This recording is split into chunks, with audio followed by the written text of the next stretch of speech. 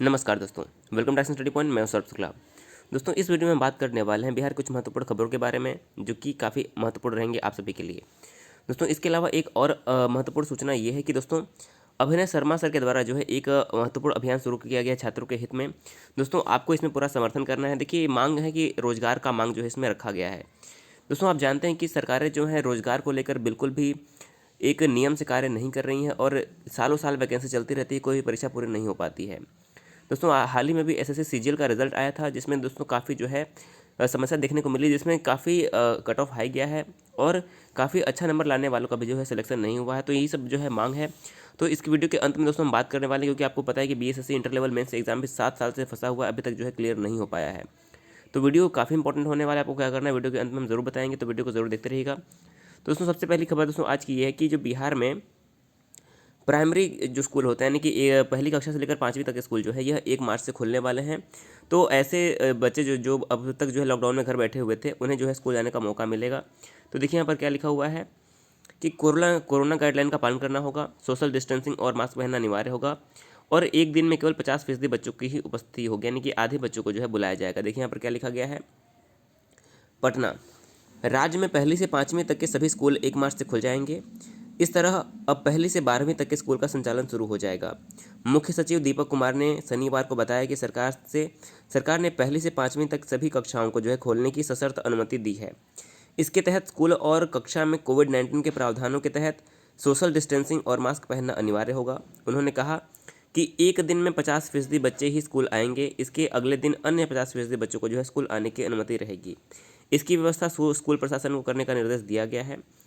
सरकारी स्कूल के बच्चों को 2-2 मास्क मुफ्त में उपलब्ध कराया जाएगा। 9वीं से 12वीं तक के स्कूलों को खोलने का आदेश जो है सरकार ने 4 जनवरी को ही दे दिया था। इसी प्रकार 8 फरवरी से 6ठी से 8वीं तक की कक्षाओं को खोल दिया गया था। मालूम हो कि कोरोना को देखकर जो है 14 मार्च 2020 से राज्य भर के सभी स्कूल और कॉलेज जो है बंद हो गए थे, लेकिन अब धीरे धीरे जो है ये खुलना शुरू हो चुका है। तो दोस्तों, एक खबर ये निकल कर आ रहा है। इसके अलावा दोस्तों एसटीईटी की बातें, जो बिहार में स्टेट जो टीईटी के एग्ज़ाम होते हैं उसके लिए जो है खबर निकल रहा है कि एसटीईटी 2019 में हाईकोर्ट ने किया हस्तक्षेप से इनकार। देखिए विषय क्या था। पटना हाईकोर्ट ने एसटीईटी परीक्षा 2019 के गणित विषय की परीक्षा में पूछे गए सवालों को लेकर दायर रिट याचिका पर हस्तक्षेप करने से इनकार कर दिया। न्यायमूर्ति डॉक्टर अनिल कुमार उपाध्याय की एकल पीठ ने 35 छात्रों की ओर से दायर रिट याचिका पर सुनवाई की।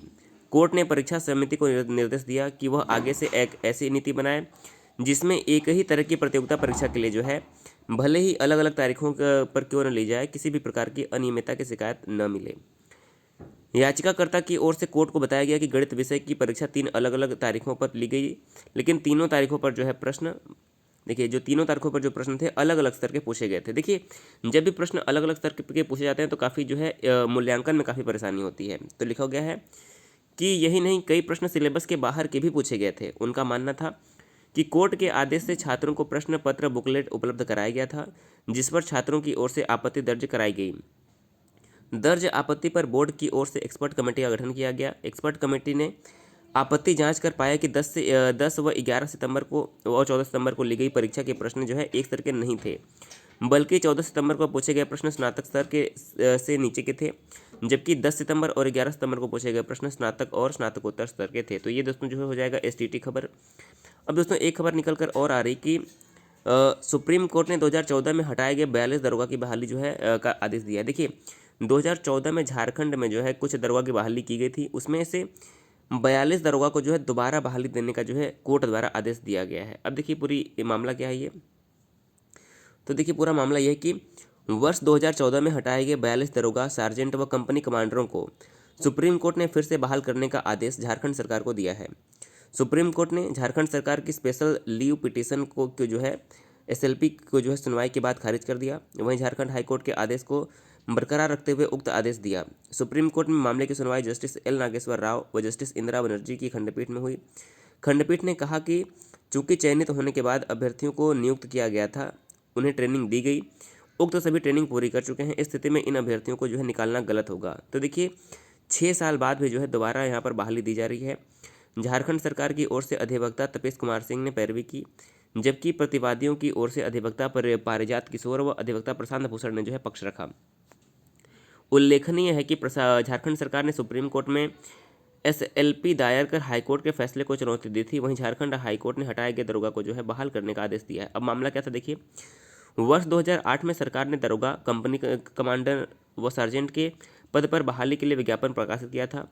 वर्ष 2012 में तीनों श्रेणी दरोगा, सार्जेंट और कंपनी कमांडर के जो है 384 अभ्यर्थियों के चयन के बाद जो है नियुक्ति की गई थी। फिर बाद में जो है उन्हें प्रशिक्षण के लिए भेजा गया था।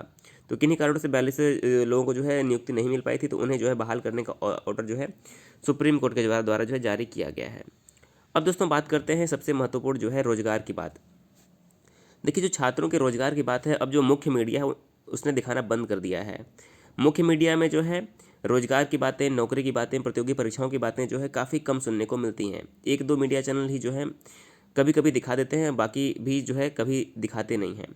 इसलिए जो है सरकार पर कोई दबाव नहीं बन पाता है। अब देखिए, कल जो है अभिनय शर्मा जो कि मैथ पढ़ाते हैं, अभिनय शर्मा सर के द्वारा एक अभियान शुरू किया गया था कि मोदी रोजगार दो।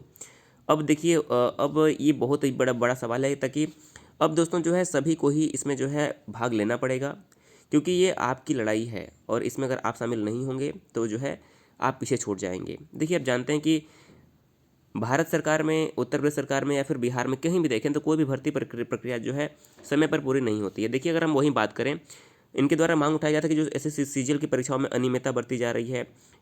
रेलवे की अगर हम बात करें तो 3-3, 4-4 महीने तक प्री एग्ज़ाम चल रहा है। नॉर्मलाइजेशन कैसे होगा, इसका कोई भी फिक्स सिस्टम नहीं है। अगर हम वहीं यूपी की बात करें तो यूपी में जूनियर असिस्टेंट 2016 में परीक्षा हुई थी, उसका टाइपिंग देखिए 2021 में लिया गया है, 5-5 साल देर हो जा रहा है।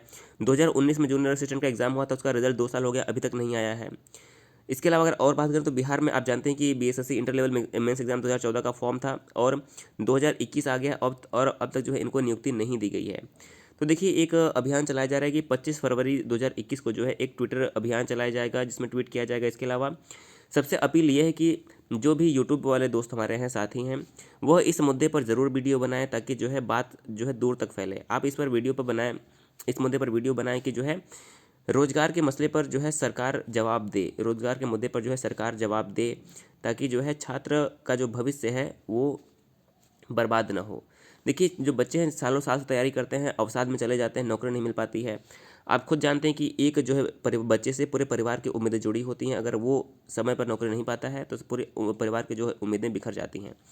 आप सब बेहतर समझते हैं तो वीडियो को जरूर शेयर करिए, और आप सबसे अपील है कि जो भी यूट्यूब वाले हमारे साथी हैं इस मुद्दे पर जरूर वीडियो बनाएं, ताकि जो है सरकार पर जो है दबाव पड़ सके। वीडियो देखने के लिए बहुत बहुत धन्यवाद।